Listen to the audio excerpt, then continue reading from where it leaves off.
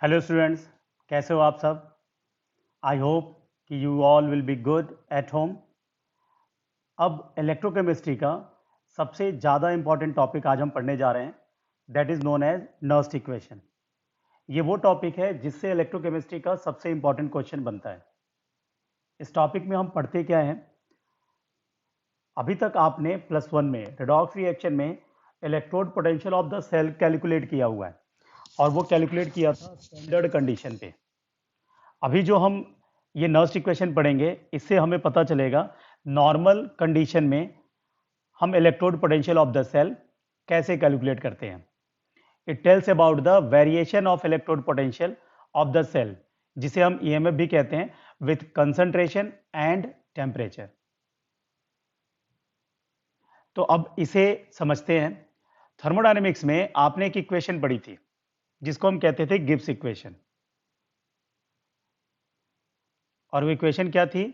Delta G is equal to delta G naught plus 2.303 R T log of Q. अब ये log of Q में Q क्या था? Q को हम बोलते थे reaction quotient.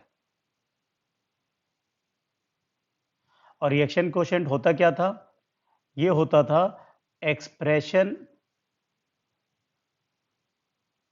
Of equilibrium constant.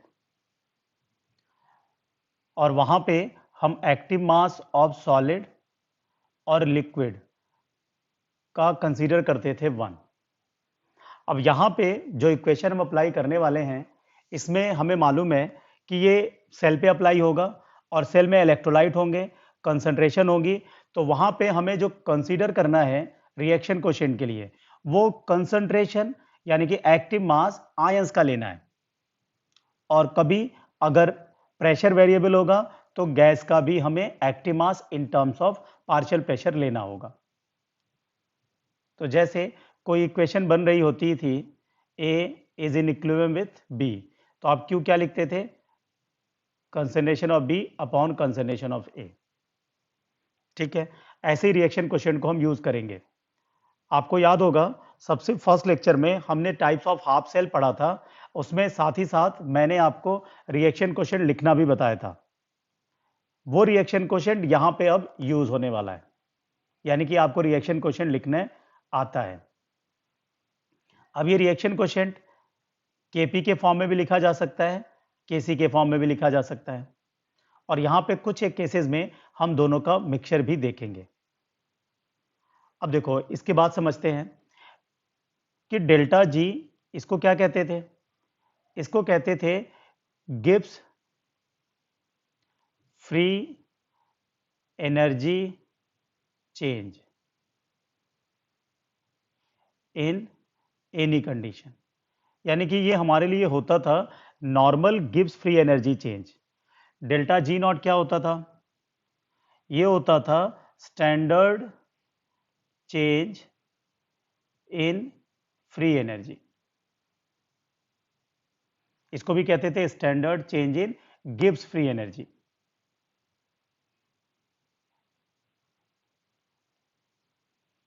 Are क्या होता था हमारे लिए? गैस कांस्टेंट, जिसको आप यूनिवर्सल गैस कांस्टेंट कहते हो। टेम्परेचर टी, इसे हमें रखना होता है केल्विन में, और क्यू आपको मालूम है रिएक्शन कोशेंट। आई होप कि इसमें जो टर्म्स यूज हो रहे हैं, ये +1 में थर्मोडायनेमिक्स में आपने पढ़ा हुआ है।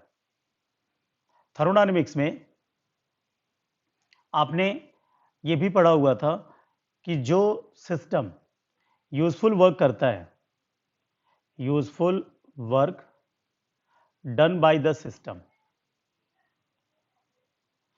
आपको याद हो कि वो होता था decrease in free energy change, delta जी के बराबर। Decrease in free energy change,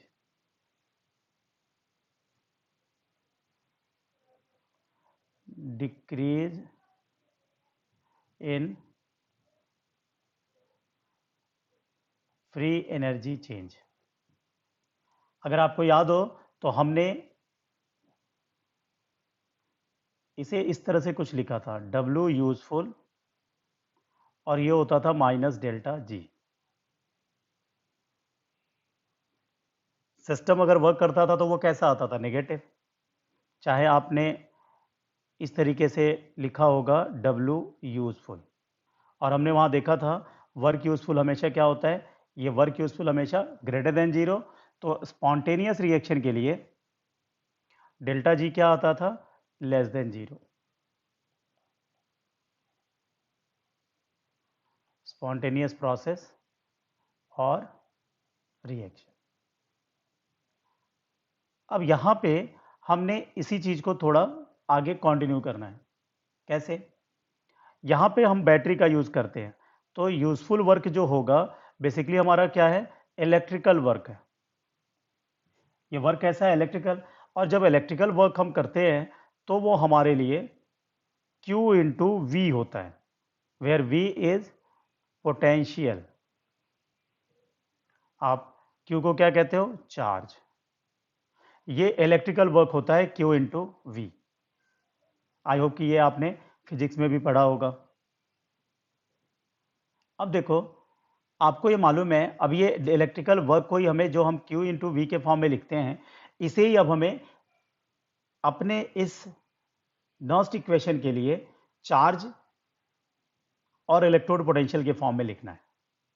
अब आपको कुछ इंफॉर्मेशन देता हूं।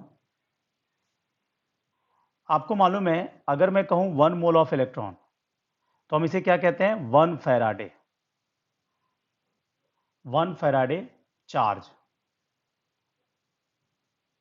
1 मोल ऑफ इलेक्ट्रॉन के ऊपर जो चार्ज होता है, ऐसे कह सकते हैं, charge of 1 mole of electron, ये कितने के बराबर होता है, 1 फैराडे के। अब मैं इसे अगर इसे कूलाम में अगर कैलकुलेट करने की ट्राई करूं, तो बताओ 1 इलेक्ट्रॉनिक चार्ज कितने के बराबर होता है, 1.6 इंटू 10⁻⁻19 कूलाम। और 1 मोल का मतलब कितने इलेक्ट्रॉन, 6.022 इंटू 10⁻23 इलेक्ट्रॉन।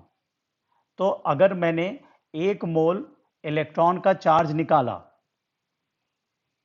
तो ये कैलकुलेट होकर के कितना आ जाता है, ये आ जाता है 96,500 कूलाम। ये हम अप्रॉक्स करके इतना ले लेते हैं, यानी कि 1 मोल ऑफ इलेक्ट्रॉन पे चार्ज कितना होता है, 96,500 कूलम।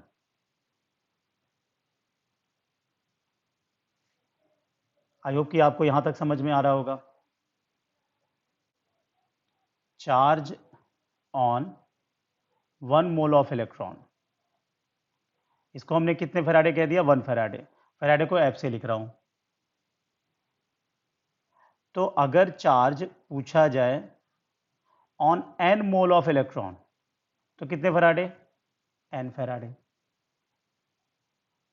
यानी कि हमारे लिए ये क्या आ गया, Q। ये आ गया Q, कितना आ गया, NF। अब मैंने पोटेंशियल, जो पोटेंशियल डिफरेंस था, उसको मैंने रिप्लेस कर दिया किससे, electrode potential of the cell से।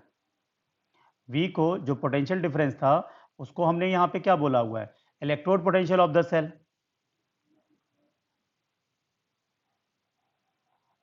अगर V को E से रिप्लेस कर दिया, Q इंटू वी बन जाता है NEF। और ये हमारा कौन सा वर्क है, इलेक्ट्रिकल वर्क है। आई होप कि यहां तक समझ में आ रहा होगा। अब डेल्टा जी को हमने क्या लिखा हुआ था, -W यूजफुल, या फिर कह सकते हैं -W electrical work done by the system. तो ये यहां पे कितना आ गया, -NEF। तो डेल्टा जी का फॉर्मूला क्या निकल के आया, -NEF, where N is number of moles of electron, E electrode potential of the cell, और F क्या है, फैराडे कांस्टेंट, जिसकी वैल्यू हम कितनी लिखते हैं, 96,500 coulomb.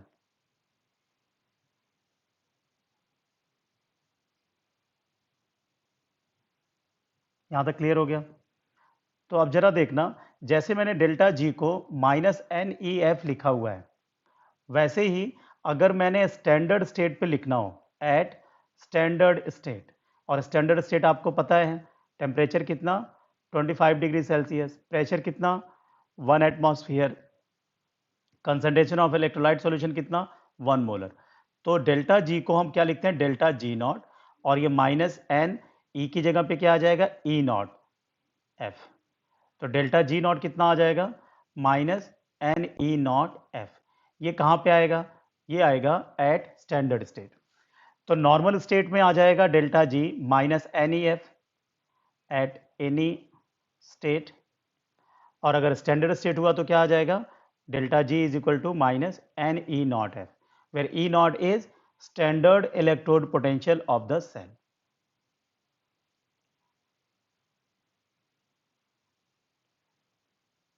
Standard electrode potential of the cell. I hope कि आपको यहां तक समझ में आ गया होगा। अब इसी डेल्टा जी को हमने जो थर्मोडायनेमिक्स का गिब्स फ्री इक्वेशन लिखा था उसमें पुट कर देते हैं। तो इक्वेशन क्या थी, delta G is equal to delta G naught plus 2.303 R T log of Q. तो डेल्टा जी की जगह पे क्या आ गया, minus N E F, delta G naught की जगह पे क्या आ गया, minus N E naught F plus 2.303 R T log of Q. अब जरा एन एफ से सबको डिवाइड कर दो, तो ये देखो क्या आएगा, माइनस एन एफ तो डिवाइड हो गया, इसे हम ई को क्या लिख रहे हैं, ई सेल। यहाँ पे क्या बचेगा, ई नॉट सेल। यहाँ पे क्या आ जाएगा 2.303 आर टी, नीचे क्या आ जाएगा N F log of Q. अब माइनस से मल्टीप्लाई कर दो, तो ये क्या बन जाएगा, E cell is equal to E naught cell minus 2.303 R T upon N F log of Q. अब देखो एक ये इक्वेशन आ गई, इसी को कहते हैं Nernst equation. This is known as Nernst equation, जहां पे ई सेल का रिलेशन देखो किसके साथ आ गया, एक तो टेम्परेचर के साथ और एक किसके साथ आ गया, क्यू के साथ। क्यू में क्या है, एक्सप्रेशन ऑफ इक्विलिब्रियम कांस्टेंट, जहां पे क्या होगा, कंसंट्रेशन आयंस का, और टी टेम्परेचर। ये ई सेल का वेरिएशन आ जाता है किसके रेस्पेक्ट में, with respect to temperature and with respect to concentration of ions present in the solution, जो बैटरी में प्रेजेंट होता है। तो E cell is equal to E naught cell minus 2.303 R T upon N F log of Q. अब इसको थोड़ा simplify करते हैं। टेम्परेचर नॉर्मली हमें हमेशा दिया जाता है 25 डिग्री सेल्सियस, जो रूम टेम्परेचर होता है, यानी कि टेम्परेचर कितना हो गया 298 केल्विन, जो इस हम फॉर्मूले में पुट करेंगे, और F जो कि कांस्टेंट होता है कितना 96,500 कूलाम। R की वैल्यू भी कांस्टेंट होती है, और हम यहाँ पे कितना रख सकते हैं 8.314 जूल पर मोल पर केल्विन। सभी वैल्यूज को अगर इस नर्स इक्वेशन में पुट करें तो simplified form of Nernst equation बन जाता है।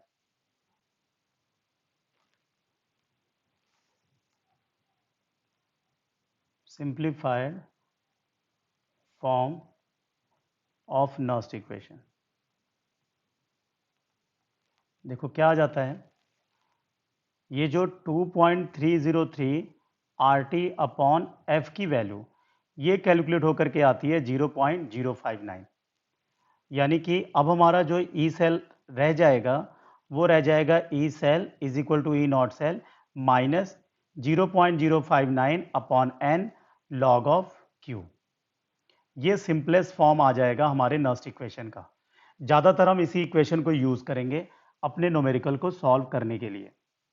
ई cell is equal to E naught cell minus 0.059 upon N log of Q. अब इसमें एन क्या है, N is number of moles of electron transfer. ठीक है, जब भी आप इक्वेशन लिखते हो तो वहां पे इलेक्ट्रॉन ट्रांसफर होते हैं हाफ सेल रिएक्शन में या कंप्लीट सेल रिएक्शन में। तो हाफ सेल के रिएक्शन में जितने इलेक्ट्रॉन्स आपके ट्रांसफर होते हुए दिखते हैं, either for oxidation of cell और फॉर रिडक्शन ऑफ सेल, वही होती है एन की वैल्यू। क्यू लिखना आपको आता है। अगर हम कंप्लीट सेल में ये इक्वेशन को हम अप्लाई करते हैं तो जो number of electrons cancelled out होते हैं वो होती है एन की वैल्यू। अब जो ये simplified form of Nernst equation है या original form of Nernst equation है, this equation can be applied for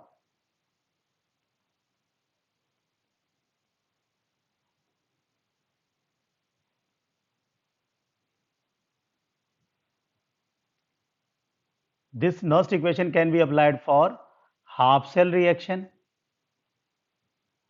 as well as complete cell reaction। ये जो नर्स्ट इक्वेशन है आप हाफ सेल पे भी अप्लाई कर सकते हो separately, either oxidation half cell और रिडक्शन हाफ सेल, या फिर कंप्लीट सेल पे डायरेक्टली आप अप्लाई कर सकते हो। This is valid for both type of reaction. अब इसके लिए चाहे तो हम एग्जांपल देख सकते हैं। जैसे मैंने आपको डैनियल सेल का एग्जांपल ऑलरेडी दिया हुआ है, ठीक है। डैनियल सेल में हम यूज करते हैं oxidation of cell, zinc Zn2 positive plus 2 electron. अब देखो, जब स्टैंडर्ड स्टेट होता था तो ये जो Zn2 प्लस है इसकी कंसंट्रेशन, आयंस की कंसंट्रेशन हम कितनी कंसीडर करते थे, 1 मोलर। बट अब यहाँ पे कंसंट्रेशन कुछ भी हो सकता है, हम नॉर्मल कंडीशन की बात कर रहे हैं तो कंसंट्रेशन में वैरी कुछ भी हो सकता है। अगर मैंने यहाँ पे आपसे कहा रिएक्शन कोएफिशिएंट लिखने के लिए Q, तो आपने ये various types of half cell में लिखा हुआ था, this will be equal to concentration of zinc ion. अब ये ऑक्सीडेशन हाफ सेल है तो इसका ऑक्सीडेशन हाफ सेल इस तरह से इसका ई नॉट कुछ दिया होगा, आपको इसके ई नॉट की वैल्यू वैसे पता होती है, that is equal two plus 0.76 volt. But हम यहाँ पे जनरल एक्सप्रेशन लेकर के ही चलेंगे। तो अगर मैं इस हाफ सेल के लिए नर्स्ट इक्वेशन अप्लाई करूं तो ये क्या जाएगा, E oxidation is equal to E naught oxidation minus 0.059 upon, अब आप बताओ यहां पे इलेक्ट्रॉन कितने ट्रांसफर हो रहे हैं, 2, तो यानी कि n की वैल्यू आप कितनी कंसीडर करोगे, 2, तो यहां पे 0.059 upon 2 log of concentration of Zn2 positive. यहां तक क्लियर हो गया। अब ई नॉट ऑक्सीडेशन की जगह आप चाहो तो लिख सकते हो E naught Zn2 positive minus 0.059 upon 2 log of Zn2 positive. ये क्या आ गया, ये आ गया ई ऑक्सीडेशन। इसी तरह से हम रिडक्शन हाफ सेल को देखते हैं। रिडक्शन हाफ सेल हमने लिया था कॉपर का, गेन ऑफ इलेक्ट्रॉन, इससे बना लिया कॉपर सॉलिड। अब यहां पे नर्स्ट इक्वेशन अप्लाई करें, रिडक्शन हाफ सेल को हम इस तरह से रिप्रेजेंट करते हैं, तो इसका पोटेंशियल इस तरीके से कुछ ले लिया, ई नॉट Cu2 प्लस Cu। अब यहां पे लिखा मैंने ई रिडक्शन, तो क्या लिखा जाएगा, ई नॉट रिडक्शन माइनस 0.059। अब यहां पे भी n की वैल्यू कितनी है, 2, लॉग ऑफ, बताओ Q की वैल्यू क्या होगी, रिएक्शन कोएफिशिएंट क्या लिखा जाता, ये लिखा जाता 1 अपॉन Cu2 प्लस की कंसंट्रेशन, तो log of 1 upon Cu2 plus. I hope कि आपको ये नर्स्ट इक्वेशन अप्लाई करने अब आ गया होगा हाफ सेल के ऊपर। तो देखो, एक ऑक्सीडेशन हाफ सेल का पोटेंशियल, यहां पे रिडक्शन हाफ सेल का पोटेंशियल। अब सेल का पोटेंशियल हमारे लिए क्या होता है, आपको ये मालूम है, ये लास्ट लेक्चर में बताया था, ई सेल को हम लिख सकते हैं ई ऑक्सीडेशन प्लस ई रिडक्शन। जिस सेल का ऑक्सीडेशन हो रहा उसके ऑक्सीडेशन पोटेंशियल को लिखेंगे, जिस सेल का रिडक्शन हो रहा उसके रिडक्शन पोटेंशियल को लिखेंगे। तो ई ऑक्सीडेशन हमारे लिए क्या है, ये हमारे लिए है E naught Zn2 plus minus 0.059 upon 2 log of Zn2 plus plus E naught reduction, E reduction क्या है, plus E naught Cu2 plus Cu minus 0.059 upon 2 log of 1 upon Cu2 plus. अब जरा इन दोनों को ऐड करा जाए। अब ये ई नॉट ऑक्सीडेशन और ये ई नॉट रिडक्शन। इन दोनों को एक साथ कर लें। मैं फिर से इसको लिख दे रहा हूं, E naught oxidation plus E naught reduction. आपके लिए समझना थोड़ा इजी हो जाएगा। माइनस, क्या यहां पे 0.059/2 कॉमन है? अब इन दोनों को ऐड करो तो आप देखोगे एक लॉग ऊपर है और यहां पे ये कॉपर आयन नीचे है, दोनों के आगे नेगेटिव साइन है, तो -0.059/2 कॉमन निकालोगे तो ये दोनों क्या होंगे, मल्टीप्लाई हो जाएंगे। तो ये ऊपर क्या आएगा, Zn2 प्लस, नीचे क्या आएगा, कॉपर 2 प्लस।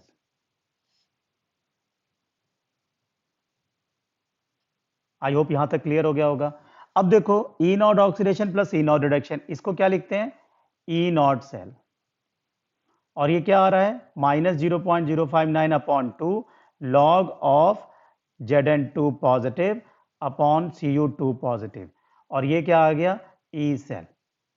यानी कि हमने ऑक्सीडेशन हाफ सेल रिएक्शन का oxidation potential, reduction half cell reaction का रिडक्शन पोटेंशियल, उन दोनों को सेपरेटली अप्लाई किया नस्ट इक्वेशन से, और उसके बाद दोनों को ऐड किया, हमारे लिए final electrode potential of the cell यहां पे आ गया, ये कैलकुलेट होकर के। अब जरा देखते हैं, ये तो हमने सेपरेट करके फिर ऐड करके ई सेल निकाला। अब अगर हम कंप्लीट सेल रिएक्शन पे ही नस्ट इक्वेशन डायरेक्टली अप्लाई करते हैं तो क्या रिजल्ट सेम आएगा, चेक करते हैं। अगर कंप्लीट सेल रिएक्शन लिखा जाता तो क्या कंप्लीट सेल रिएक्शन यही बनेगा? आई होप कि आप कंप्लीट सेल रिएक्शन लिख लोगे। Electron will be cancelled out, क्योंकि दोनों साइड में दो दो इलेक्ट्रॉन है। ये ध्यान रखना, अगर कहीं पे एक इलेक्ट्रॉन होगा तो हाफ सेल रिएक्शन में n की वैल्यू 1 ही रखना, ठीक है, उससे आपके रिलेशन पे कोई फर्क नहीं पड़ेगा, क्योंकि जब आप ऐड करोगे तो उसके अकॉर्डिंग ही आपको मल्टीप्लाई करना होता है। जब दो हाफ सेल रिएक्शन को ऐड किया जाता है to get complete cell reaction, electrons must be cancelled out, और जो इलेक्ट्रॉन आप कैंसिल करते हो वही n की वैल्यू होती है। जैसे इस डेनियल सेल के लिए कंप्लीट सेल रिएक्शन हमने लिखा तो हमने कितने इलेक्ट्रॉन को कैंसिल किया, 2, तो इस कंप्लीट सेल के लिए n की वैल्यू क्या आएगी, 2 आएगी। जरा इसका रिएक्शन क्वेश्चन लिखा जाए क्यों, तो आप देखो क्या बनेगा, Zn2 पॉजिटिव अपॉन नीचे क्या आएगा, कॉपर 2 पॉजिटिव। ये कॉपर सॉलिड है, जिंक सॉलिड, इनका एक्टिव मास कितना हो जाएगा, 1। अब जब आप कंप्लीट सेल रिएक्शन लिखोगे तो इनका ई नॉट सेल भी निकालोगे। ई नॉट सेल अगेन क्या होगा, E naught oxidation plus E naught reduction. तो जो सेल ऑक्सीडाइज कर रहा है उसका ऑक्सीडेशन हाफ सेल पोटेंशियल, कौन ऑक्सीडाइज कर रहा है, जिंक। जो सेल रिड्यूस कर रहा है उसका रिडक्शन हाफ सेल पोटेंशियल, कौन रिड्यूस हो रहा है, कॉपर। ये हो गया हमारा ई नॉट सेल। अब इन सभी को नस्ट इक्वेशन में अप्लाई करते हैं। तो नस्ट इक्वेशन में हम डायरेक्टली कंप्लीट सेल के लिए अगर लिखते हैं तो E cell is equal to क्या लिखा जाएगा, E naught cell minus 0.059। N क्या है, जिन इलेक्ट्रॉन्स के नंबर्स को आपने कैंसिल किया है, तो यहां पे इलेक्ट्रॉन कितने कैंसिल हुए हैं, 2। अब लॉग ऑफ क्यू की वैल्यू क्या है, Zn2 positive upon Cu2 positive. आप देखो ये जो इक्वेशन आ रही है electrode potential of the cell के लिए, ये वही सेम ही आ रही है जब हमने दो हाफ सेल को अलग अलग नस्ट इक्वेशन से अप्लाई करके ऐड किया था, तो रिजल्ट्स आर सेम। तो आप न्यूमेरिकल प्रॉब्लम को चाहे सेपरेटली हाफ सेल को नस्ट इक्वेशन में अप्लाई करके सॉल्व करो, या दोनों हाफ सेल को ऐड करके फाइनल कंप्लीट सेल रिएक्शन बना करके फिर नस्ट इक्वेशन को अप्लाई करो, आपको दोनों से रिजल्ट मिलेंगे सेम। आई होप कि आपको यहां तक समझ में आ गया होगा, ठीक है। अब इसको थोड़ा और डिटेल में समझते हैं। अब वेरिएशन देखते हैं electrode potential of the cell का कंसंट्रेशन के साथ। जब हम रिएक्शन क्वेश्चन लिखते हैं तो उसे लिखा जाता है प्रोडक्ट की कंसंट्रेशन अपॉन रिएक्टेंट की कंसंट्रेशन। अब देखो अगर रिएक्शन फॉरवर्ड डायरेक्शन में जा रही है तो प्रोडक्ट की कंसंट्रेशन बढ़ रही है, तो Q भी क्या होगा, बढ़ेगा। Q के बढ़ने का मतलब है log ऑफ Q बढ़ेगा, log ऑफ Q बढ़ने का मतलब है E सेल घटेगा, क्योंकि E नॉट सेल में से ये सारा का सारा क्या होगा, माइनस होगा, तो E सेल घटेगा। इसका मतलब ये हुआ कि अगर सेल वर्किंग कंडीशन में है, if cell is in use, E cell decreases. ये आपको मालूम है, जब भी आप बैटरी को यूज करोगे तो वोल्टेज तो ड्रॉप होगा ही। इसका मतलब है कि जब वोल्टेज ड्रॉप होता है तो रिएक्शन किधर मूव करती है? फॉरवर्ड डायरेक्शन में। और अगर कोई रिएक्शन रिवर्सिबल हो, फॉर रिवर्सिबल रिएक्शन, तो वहां पे इक्विलिब्रियम भी आएगा। तो एट इक्विलिब्रियम आपने पढ़ा हुआ है डेल्टा जी क्या होता है? जीरो। डेल्टा जी जीरो होने का मतलब हुआ minus N F is equal to zero. इसका मतलब हुआ E cell will be equal to zero. और अगर ई सेल जीरो हो जाएगा तो ये वैल्यू कितनी आ जाएगी?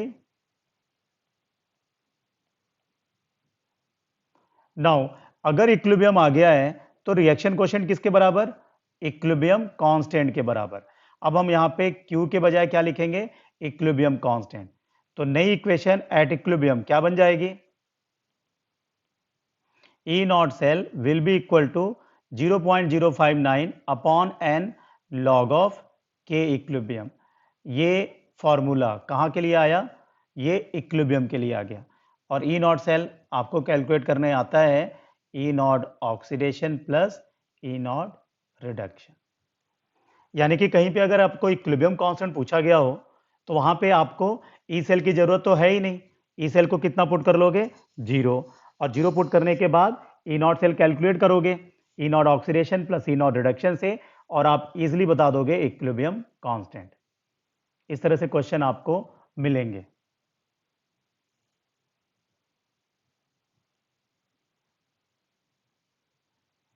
अगर कभी आपसे maximum work done from a cell अगर पूछा जाता है तो आपको मालूम है, आपने ईएमएफ और पोटेंशियल डिफरेंस पढ़ा था। ई नॉट सेल को हम ईएमएफ बोलने का मतलब क्या होता है कि आप बैटरी से कोई करंट विड्रॉ नहीं कर रहे हो, यानी कि बैटरी वर्किंग कंडीशन में नहीं है। तो थ्योरेटिकली मैक्सिमम वर्क डन कब आएगा? तभी आएगा at standard state minus N E naught F. तो जब कभी भी पूछा जाए maximum work done by a cell तो वो कितना होगा? Delta G naught is equal to minus N E naught F. यानी कि maximum work done by a cell आ जाएगा minus N E naught F. आपको मालूम है ई नॉट मैक्सिमम होता है तो हम उसे क्या कहते हैं? ईएमएफ। तो इस तरह से अगर क्वेश्चन में कभी पूछा जाता है तो आप मैक्सिमम वर्क डन भी बता सकते हो। अब हम देखते हैं graph variation of E cell versus log of Q. अब हम देखते हैं variation of E cell versus log of Q. तो नेक्स्ट इक्वेशन हमने क्या लिखा था? E cell is equal to E naught cell minus 0.059 upon N log of Q. अब ये ध्यान रखना, हमेशा आपको ये मॉडिफाइड फॉर्म ही ज़्यादातर यूज़ करने के लिए मिलेगा, क्योंकि टेम्परेचर हमेशा हम लेते हैं 25 degree Celsius room temperature. Kelvin में कितना होता है? ये 298 केल्विन। अब देखो ग्राफ प्लॉट करें। ई सेल को हमने वाई एक्सिस पे रखा है और लॉग ऑफ क्यू को एक्स एक्सिस पे रखा है। तो आपको दिख रहा होगा ई नॉट सेल तो कांस्टेंट होता है, तो ये क्या हो जाएगा? इंटरसेप्ट। और ये -0.059 अपॉन एन, ये किसकी जगह पे आ रहा है? एम की जगह पे। ये किसको सेटिस्फाई कर रहा है? y is equal to m x plus c. और जहां पे m की वैल्यू नेगेटिव होने का मतलब है स्लोप कैसा है? नेगेटिव। और इंटरसेप्ट कितना है? Intercept which is c, that is equal to E naught cell. तो स्लोप अगर नेगेटिव है तो ग्राफ का नेचर कुछ इस तरह से आ जाएगा। ये आपका होगा intercept that is equal to E naught cell, और ये आपका स्लोप जो कि नेगेटिव है, ये आपका आ गया m minus 0.059 upon n is equal to ten theta. ठीक है, आई होप कि यहां तक आपको समझ में आ गया होगा। अब देख लेते हैं working condition of a cell.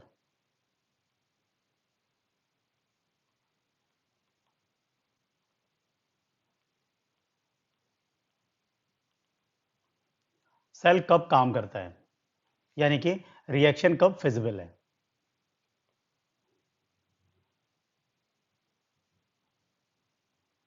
और स्पॉन्टेनियस रिएक्शन।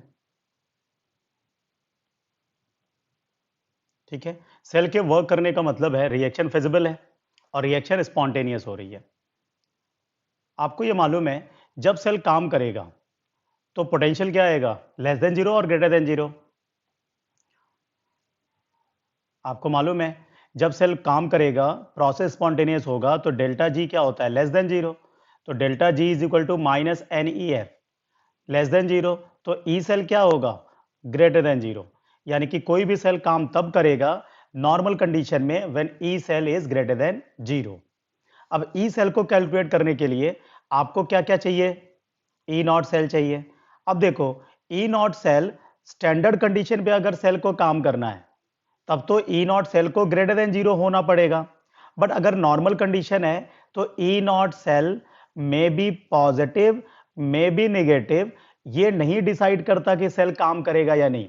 डिसाइड कौन करेगा, डिसाइड करेगा E cell. This must be greater than zero और delta G must be less than zero. जब कभी भी आपको सेल से रिलेटेड प्रॉब्लम दी जाएगी टू कैलकुलेट ई सेल, तो आप ध्यान रखना सबसे पहले आपको सेलेक्ट करना पड़ेगा कि एनोड किसका बनाना है, कैथोड किसका बनाना है। तो जिसका ऑक्सीडेशन पोटेंशियल ज्यादा होगा उसका आप क्या बनाओगे, एनोड। जिसका रिडक्शन पोटेंशियल ज्यादा होगा उसका आप क्या बनाओगे, कैथोड। तो पहले आप डिसाइड कर लोगे कि रिडक्शन कहां पे हो रहा है, ऑक्सीडेशन कहां पे हो रहा है, और उसके बाद आप कैलकुलेट करोगे ई नॉट सेल। जब ई नॉट सेल कैलकुलेट हो जाएगा तो कंप्लीट सेल रिएक्शन के लिए आप रिएक्शन क्वोशिएंट कैलकुलेट करोगे। Reaction quotient and E naught cell, इन दोनों को नस्ट इक्वेशन में पुट करोगे। नस्ट इक्वेशन में पुट करने के बाद आप कैलकुलेट करोगे ई सेल और ये इजीली कैलकुलेट हो जाएगा। अब हम कुछ न्यूमेरिकल प्रॉब्लम करेंगे। तो नेक्स्ट लेक्चर में मैं कई सारे न्यूमेरिकल्स आपको करा दूंगा जिससे आपको नस्ट इक्वेशन की एप्लीकेशन अच्छी तरह से समझ में आ जाएगी और आप फिर स्टडी पैकेज में दिए गए असाइनमेंट को इजीली सॉल्व कर जाओगे। ठीक है, तो अभी तक के लिए सिर्फ इतना ही। आज ये लेक्चर यहीं पे कंप्लीट करते हैं। नेक्स्ट लेक्चर में मैं कराऊंगा आपको न्यूमेरिकल्स। थैंक यू बच्चों।